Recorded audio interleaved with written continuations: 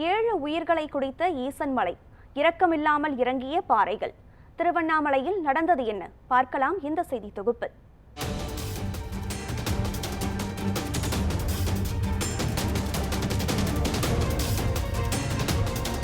20 அடி அகலம் 20 அடி நீட்டு இருக்கிற கல் ஒரு வீட்டு மேலே விழுந்து அதில் வந்து ஒரு 7 பேர்.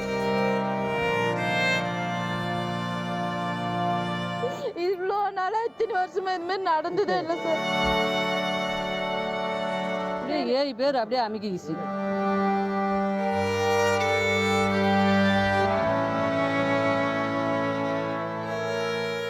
தமிழக மக்களின் நெஞ்சை பஞ்சு பஞ்சாக பிய்த்து போட்டுள்ளது பெஞ்சல் புயல்.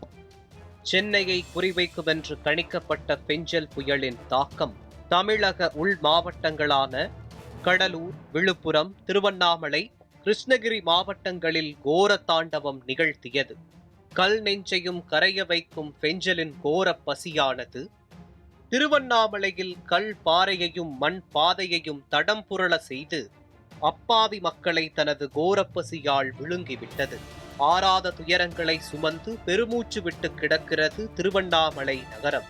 திருவண்ணாமலையில் அண்ணாமலையார் மலையடிவாரத்தில் உள்ள வ.உ.சி. நகர் பகுதியில் கடந்த 1ஆம் தேதி திடீர் நிலச்சரிவு ஏற்பட்டது.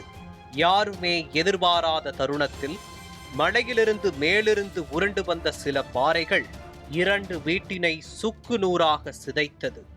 உயிரை உறைய வைக்கும் இந்த கொடூர சம்பவத்தில் 5 குழந்தைகள் உட்பட 7 பேர் மண்ணோடு மண்ணாக புதைந்தனர். இப்படியான பெரும் விபத்திற்கு பெஞ்சல்தான் காரணமா? நியூஸ் 7 தமிழுக்கு கிடைத்த சில ஆவணங்களும் நேரடி கள ஆய்வும் மேலும் மேலும் பல அதிர்ச்சி தகவல்களை நமக்கு கொடுக்கிறது.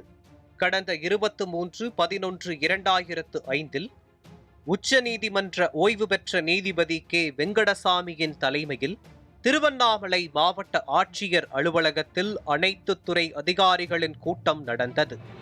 அந்த கூட்டத்தில் மலைப்பாதையை முழுக்க மரம் வைத்து பராமரிக்க வேண்டும் என்று பேசப்பட்ட நிலையில் மலையடிவாரத்தில் 14 கிலோமீட்டர் மலை சுற்றுப்பாதையில் 40 ஆண்டிற்கு மேல் உள்ள குடியிருப்புகளுக்கு மின் இணைப்பு, குடிநீர் வசதி, சாலை வசதி, பாதாள சாக்கடை என பல்வேறு வசதிகளை ஏற்படுத்தி கொடுத்து மலைப்பகுதிகளில் 9 மீட்டர் உயரத்திற்கு மிகாமல் எந்த கட்டுமானங்களும் இருக்கக்கூடாது என கட்டுப்பாடுகள் விதித்தனர். ஆனால் 2005ற்கு பிறகு மலைப்பாதையில் ஆயிரக்கணக்கான வீடுகள் எந்த விதிமுறைகளையும் பின்பற்றாமல் கட்டப்பட்டன. இதற்கான ஆவணங்கள் தற்போது நியூஸ் 7 தமிழுக்கு கிடைத்துள்ளது. சுற்றுச்சூழலை கருத்தில் கொள்ளாமல் ஆக்கிரமிப்புகள் அதிகரித்ததும் பருவநிலை மாற்றத்தின் திடீர் தாக்கமும் இப்படி அப்பாவி மக்களின் உயிரை குடித்துள்ளது. மக்களின் ஆக்கிரமிப்பும் அதிகாரிகளின் அலட்சியமும் ஒரு சேர நின்று இயற்கையின் இதயத்தில் இடியை இறக்கியதன் விளைவுகள்தான் திருவண்ணாமலையில் மண்ணில் புதைந்த மக்களின் சோகத்திற்கு காரணம். கேரள மாநிலம் வயநாட்டில் ஏற்பட்ட நிலச்சரிவிற்கும் திருவண்ணாமலையில் ஏற்பட்ட நிலச்சரிவிற்கும் அடிப்படை ஆதாரமே இந்த நில ஆக்கிரமிப்பாக இருப்பது சோகத்திலும் பெரும் சோகமாக இருக்கிறது. எனவே இயற்கை பொது இடங்களில் உள்ள ஆக்கிரமிப்புகளை உடனே அகற்ற அதிகாரிகள் விரைந்து நடவடிக்கை எடுக்க வேண்டும் என்பதே மனித குலத்தை இயற்கை பேரிடர்களிலிருந்து காப்பாற்றும் ஒரே முயற்சி.